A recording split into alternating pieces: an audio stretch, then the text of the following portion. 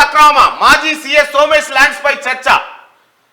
భార్య పేరిట 25 ఎకరాలు యాచారం మండలం కొత్తపల్లిలో గుర్తింపు.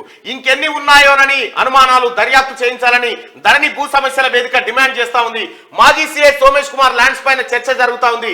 ధరణి సృష్టికర్త మాజీ సీఎస్ సోమేష్ కుమార్ ఆస్తులపై పెద్ద ఎత్తున చర్చ నడుస్తున్నది. తాజాగా రంగారెడ్డి జిల్లా యాచారం మండలం కొత్తపల్లిలో ఆయన కుటుంబ సభ్యుల పేరిట ఆస్తులు ఉన్నట్లు వెలుగులోకి రావడం సంచలనంగా మారింది. అయితే ఆయన చీఫ్ సెక్రటరీగా పనిచేస్తున్న కాలంలో దీన్ని కొనుగోలు చేశారా లేక అంతకు ముందు కొన్నారా అన్న విషయం స్పష్టంగా తెలియాల్సి ఉంది. అంతకు ముందు కొంటే అంతకు ముందు ఖాతా నెంబర్ రావాలి.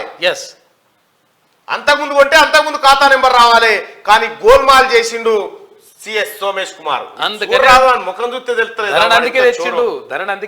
ధరణి తెచ్చిందే ఎందుక దాపెట్టుకోవచ్చు. మళ్ళా తాడో పేడో తేల్చుకుంటాం. మేయర్ జక్కా వెంకటరెడ్డిని మార్చాల్సిందే. అవిశ్వాస తీర్మానానికి ఫిర్జాదిగూడ మున్సిపల్ కార్పొరేటర్లు మొగ్గు చూపుతా ఉన్నారు.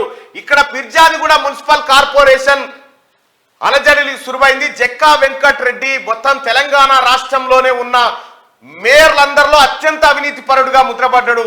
మల్లారెడ్డి అండ్ జక్కా వెంకటరెడ్డి వీళ్ళంతా కలిసి ఇక్కడ ఉన్నటువంటి పార్కులను కబ్జా పెట్టిరు, సర్వే నెంబర్లను మార్చిలు, ఎఫ్టీఎల్లో అక్రమ నిర్మాణాలు, బిల్డర్లను బెదిరింపులు, అనేక రకాలుగా వసూళ్లకు పాల్పడతా ఉన్నారు.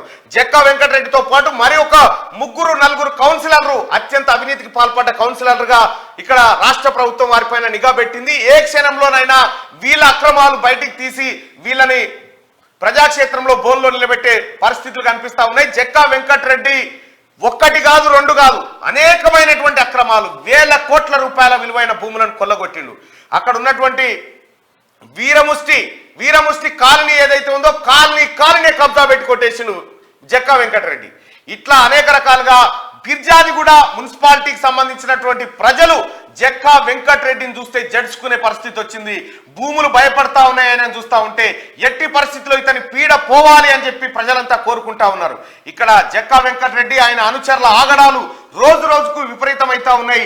మొన్నటికి మొన్న ముఖ్యమంత్రిని విపరీతంగా దూషిస్తూ జక్కా వెంకటరెడ్డి చేసినటువంటి అరాచకాలు ఇప్పటికే పలు పోలీస్ స్టేషన్లో కేసులు కూడా నమోదైనాయి ఆయన పేరు మీద. జక్కా వెంకటరెడ్డి కోసం రాష్ట్ర ప్రభుత్వం ప్రత్యేక నిఘా పెట్టింది. ఇతన్ని ఎట్టి పరిస్థితిలో వదిలిపెట్టకూడదు. ప్రజలకు ఫిర్జాదిగూడ మున్సిపాలిటీకి మంచి రోజులు తీసుకురావాలంటే ఖచ్చితంగా జక్కా వెంకటరెడ్డిని బోనెక్కించాల్సిందే అనేటువంటి కృతనిశ్చయంతో ఉన్నట్టుగా తెలుస్తా ఉంది.